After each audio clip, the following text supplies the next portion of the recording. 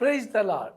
என் அன்புக்குரியவர்களே, பலருக்கு பலவிதமான ஆவல், தாகம், பாரம், கவலை, துயரம். என்ன தெரியுமா பிரதர்? எவ்வளோ நாளாக ஜெபம் பண்ணி கொண்டு இருக்கிறேன் பிரதர், என் வாழ்க்கையில் மாற்றத்தை பார்க்கல. எவ்வளோ சபைக்கு போகிறேன், வேதத்தை வாசிக்கிறேன், ஜெபம் பண்ணுறேன், உபவாசம் பண்ணுறேன், ஏன் என் ஜெபத்துக்கு பதில் கிடைக்கல? ஒரு நல்ல விஷயம் பார்க்க முடியல. என்கிட்ட என்னதான் தப்பு இருக்குது? ஒருவேளை கடவுள் அதை காமிச்சா கூட நான் திருத்திக்குவேன், மாற்றிக்குவேன்னு சொல்லி அன்றைக்கி பெருமூச்சை கேட்டு தான் இந்த பிரசங்கத்தை பண்ணுறேன். என் அன்புக்குரிய கர்த்தருடைய பிள்ளைகளே, உங்கள் கிரியை பார்த்து தேவன் அற்புதம் செய்கிற தேவன் அல்ல. அவர் எப்படி செய்கிறார் அற்புதம்? உங்கள் விசுவாசத்தை பார்த்து அற்புதம் செய்யக்கூடிய. இன்னைக்கு விசுவாசம் இல்லாத நிமித்தம்தான் தேவனுடைய கிரியை மங்கி போகுது, குறுகி போகுது, ஒடுங்கி போகுது.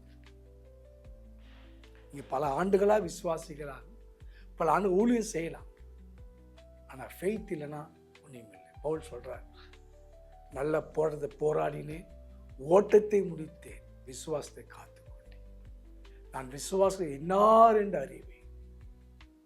புரியுதா உங்களுக்கு? அப்போ ஏன் உங்களுக்கு விசுவாசம் வராத காரணத்தை நீ கவனிக்கணும். கலாத்தியர் 3:12, நியாயப்பிரமாண செய்தினால உங்களுக்கு விசுவாசம் வராது.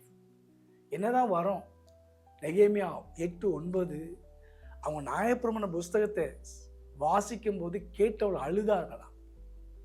சட்டமா? அப்போஸ்தலர் 13:27 பாருங்க, அவளை அறியாம அதை வாசிக்கிறாங்க. எதை அறியாம?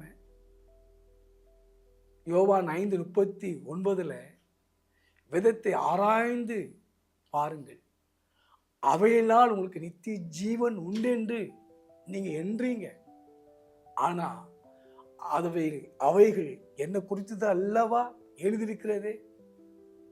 இயேசுவை குறித்து எழுதப்பட்ட சத்தியத்தை அவங்க விசுவாசிக்கவில்லை, நம்பவில்லை. அவர் பட்ட பாடு, மரணத்தை உயிர்த்தெழுந்த நீங்க விசுவாசிக்கும் போது தான் அந்த ஃபெய்த் தான் ரோமர் 15:13 நம்மளுக்கு சகலவிதமான சந்தோஷத்தையும் சமானத்தையும் நிரப்பப்படுவார். இந்த ஃபெய்த் உங்களுக்கு என்ன செய்யுதுன்னு சொன்னால், சந்தோஷத்தையும் சமானத்தை கொண்டு வரும்போது தேவன் அற்புதத்தை செய்யக்கூடிய சக்தி செயல்பட ஆரம்பிக்கும். உங்கள் ஜெபத்துக்கு பதில் உண்டாகுது. புரிஞ்சுக்கொள்ளுங்க. அதனால் நீங்கள் கேட்குற பிரசங்கம் பொறுத்து தான் உங்கள் விசுவாசம் அடிப்படை.